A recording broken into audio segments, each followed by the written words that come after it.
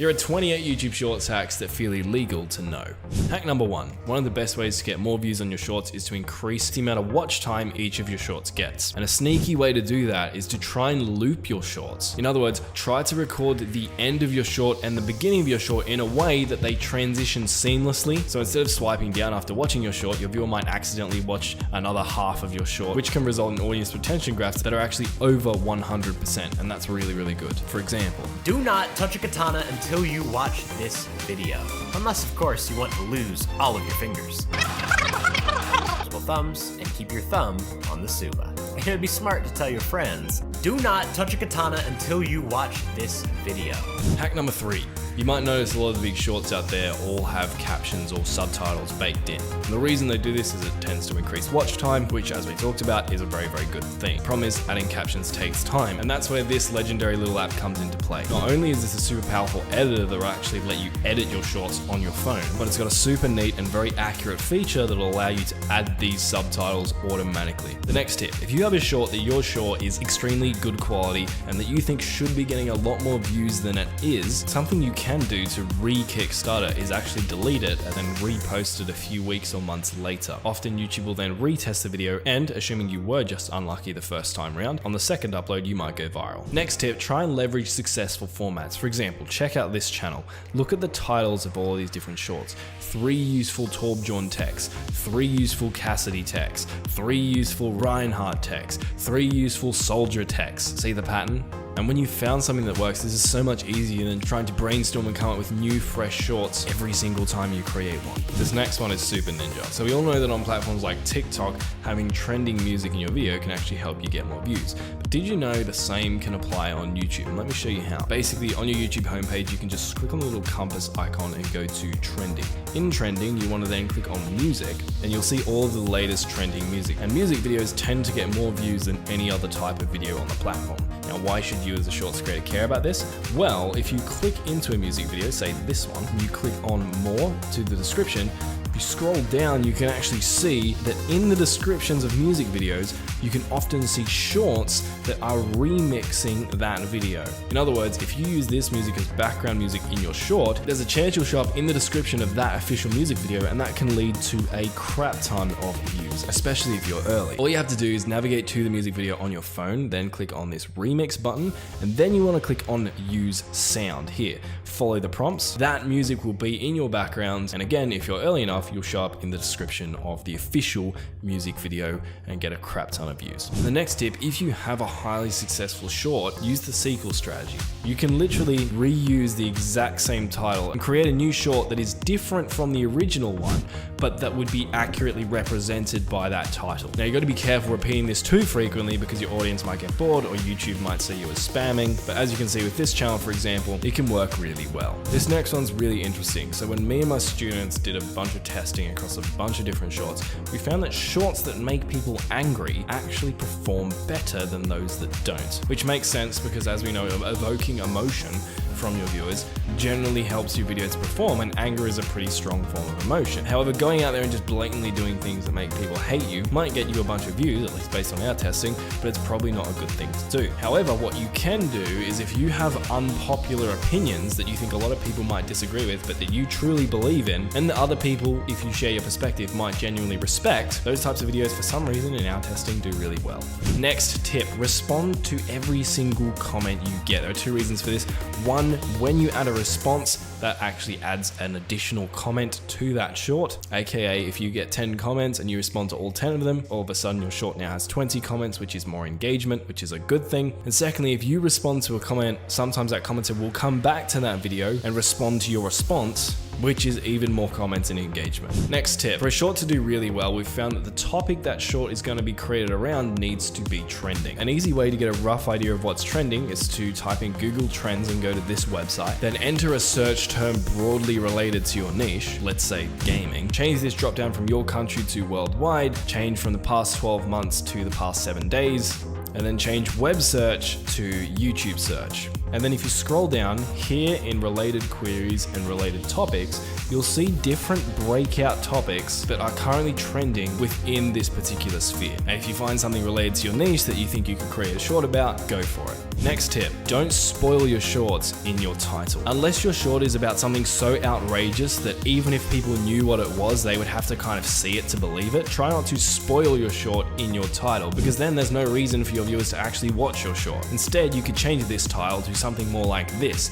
that is highly related, promise or value proposition of why they should watch this short, but doesn't fully give away exactly what it is and still requires them to actually watch the short. Next tip, a bunch of YouTubers, including Mr. Beast, did a huge amount of experimenting, and something they found is having a bright video intro performs better than having a dark one. And this is especially important in shorts where someone can move on to a new video with a simple flick of a finger. So if the footage you're using at the beginning of your shorts is very dark and there's really no way around that, at the very least just try and make it brighter or add brighter elements to it, maybe like text. Or if you do have full control over this, just make sure your scene is realistic, yet still light and bright. Next tip, if you don't like the idea of using trending music in your videos from earlier, you can find a ton of copyright-free music to use in your videos using the YouTube audio library. So in YouTube Studio, go to YouTube audio library, you'll find a crap ton of songs in here. You can play them by clicking on these little icons to find out which ones you like. When you find one you like, you can hover over it, click on this download button, that'll give you the track which you can then use an editing program on your desktop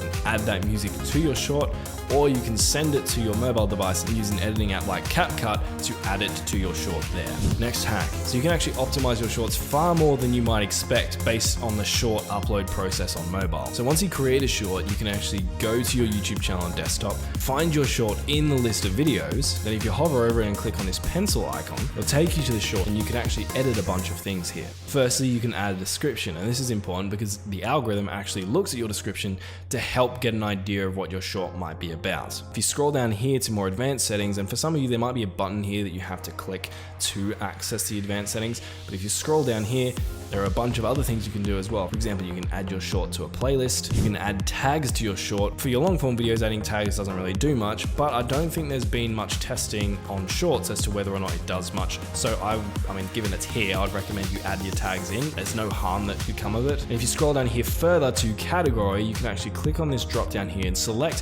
what category your short fits into, which again is going to give YouTube more information about your short, so hopefully it can push it to the right people. Another thing is you can also add hashtags to shorts, which means if someone goes to that hashtag and clicks on it, they'll actually see a list of all the shorts that have been tagged with that. So if someone has that hashtag in their short and one of their viewers clicks on it, and you also have that same hashtag in the description of your short might show up here and have the chance to get more views. It's a bit of a double-edged sword though, and that leads to our next tip, which is you want the benefit of being seen in the hashtag shelf, so when viewers from other shorts or videos click on that hashtag, your content shows up. But you don't want your viewers clicking away from your videos and going to that shelf, because then they might go and find other people's videos, and you don't want that. You want them on your videos. So when you're adding hashtags, add them to the very bottom of your description, so it's as unlikely as possible that your viewers will actually click on those hashtags. Speaking of adding hashtags, I've seen a lot of people throw out these random numbers like, oh, you can only add 3 hashtags to your shorts. Oh, you can only add 15 hashtags. If we actually look at what YouTube have to say about this, they say if a video or playlist has more than 60 hashtags, they'll ignore each hashtag on that content, and over tagging may result in the removal of the video or from uploads or search. Now, I've been testing adding 59 hashtags to a bunch of shorts and videos, and as long as those hashtags are very related to the video topic, it doesn't seem to be classified as over tagging because I haven't had any issues with content being removed or not showing up in search. So at least at this stage, in my mind, there's no reason why not to do that. Next, you can actually schedule your shorts instead of posting them right away. So when you're creating a short on your phone, instead of uploading it as public, upload it as unlisted. Then you can come to YouTube Studio, go to the content tab again, and in this little drop down, you can change it from unlisted to scheduled, and then you can pick the time and date that you want your short to actually go live. What time and date should you be uploading your shorts? Well, that's the next hack. In YouTube Studio, come down to this tab, go to Analytics, then go to Audience, then scroll down until you see this little bar here. And basically the lighter purple these bars are, the more of your viewers are online. So for me, for example, in this case, I can see that Wednesday, Thursday, Friday, Saturday, and Sunday are quite good times for me, because at all these times I have 1, 2, 3, 4, 5 bars at the lightest color purple. And I can also see that the times my viewers are most active are usually between 2 AM and 6 AM my time. And so if I'm uploading shorts, I'm probably gonna wanna schedule them to go live at about 1 AM. So by the time the majority of my viewers come online, my short is up there and then there's a chance it'll be served to them. Next tip, another really useful thing you can do here in YouTube Studio is, again, if you go to your short and then hover over it and click on this analytics icon, and then come across to reach, and scroll down, you'll see this little graph here. And this will actually show you where it is your shorts are getting their views from. So ironically, this short is actually not getting the majority of its views from the YouTube Shorts feed. It's getting the majority of its views from browse features, you can see here, 45%. And something you might find is your shorts might not be getting views from the shorts feed either. They might be getting views from channel pages, browse, or even search. And if you see a lot of your shorts getting views from search, another interesting thing you can do is come down even further. On the right hand side here, you can actually see what search terms your viewers are entering into YouTube before they click on your short. So for example, in this case, I might want to create a drinking the M&M potion at 3 AM short because 2.2% of my viewers search that in before clicking on my short.